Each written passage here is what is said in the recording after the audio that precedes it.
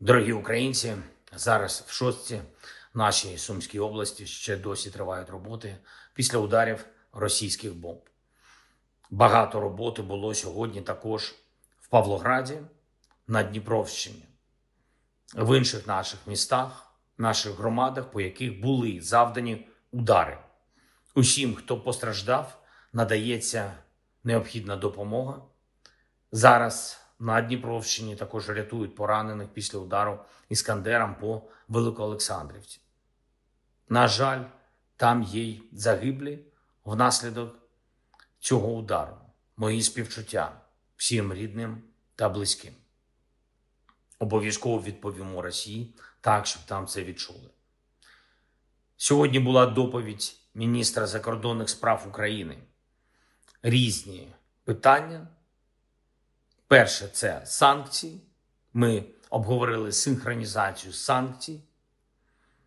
Дуже важливо, щоб новий пакет санкцій Європейського Союзу був підтриманий також іншими європейськими країнами, які зараз не входять у Європейський Союз.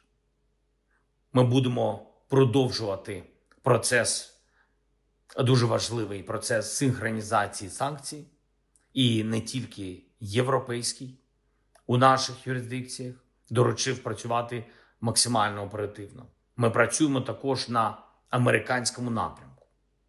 Є домовленості з президентом Трампом, які ми маємо реалізувати так швидко, як тільки це можливо. Україна налаштована на максимальну продуктивність.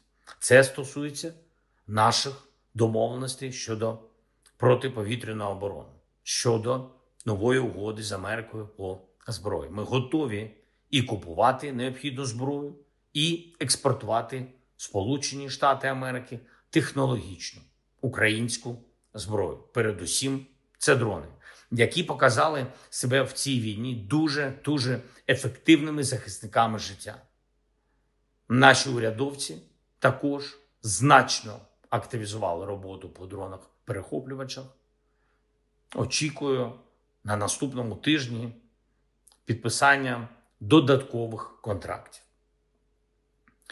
Сьогодні ж я говорив з секретарем РНБО Рустемом Умєровим. Склад РНБО оновлено і вже готуємо перші рішення нового складу. Зокрема, санкції будуть незабаром. Також рішення для активізації економічних відносин. Проговоримо деталі завтра з прем'єр-міністром Юлією Свириденко. Готуємо рішення на понеділок. І ще кілька важливих речей. Триває розмова з російською стороною щодо обмінів. Продовжуємо виконувати домовленості минулої зустрічі в Стамбулі. Зараз команда працює ще над одним обміном. Також секретар РНБО Умєров доповів, що запропонував російській стороні наступну зустріч на наступному тижні. Переговорну динаміку треба збільшувати. Треба робити все, щоб досягти припинення вогню. І російській стороні треба перестати ховатись від рішень. Обмін полонених, повернення дітей, припинення вбивств. І потрібна зустріч на рівні лідерів, щоб реально забезпечити мир. Дійсно, тривалий. Україна готова до такої зустрічі. І ще одне.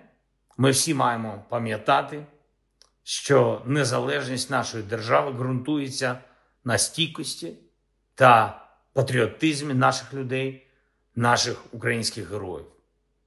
Героїв різних часів, які однаково захищали і захищають Україну. Я дякую кожному і кожній, хто зараз на фронті, на бойових завданнях, на бойових постах. Я дякую всім, хто допомагає. Шануємо і ніколи не забуваємо і наших полеглих воїнів.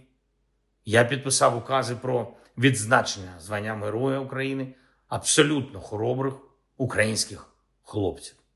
На жаль, посмертно солдата Олега Ярового та молодшого сержанта Віталія Карвацького. Це були взірцеві наші воїни. Обидва надихали побратимів і дійсно робили все для захисту України. Також підписав указ про відзначення Орденом Свободи. Це одна з найвищих українських нагород. Двох хлопців з Бердянську. З нашого Бердянську, який зараз тимчасово окупований Росією. Тігран Аганісян та Микита Ханганов. Їм було по 16 років. Вони не зрадили Україні та цінували свободу саме так, що для багатьох стали її символами. Їх убили. І росіяни навіть тіла не віддали рідним. Вічна пам'ять.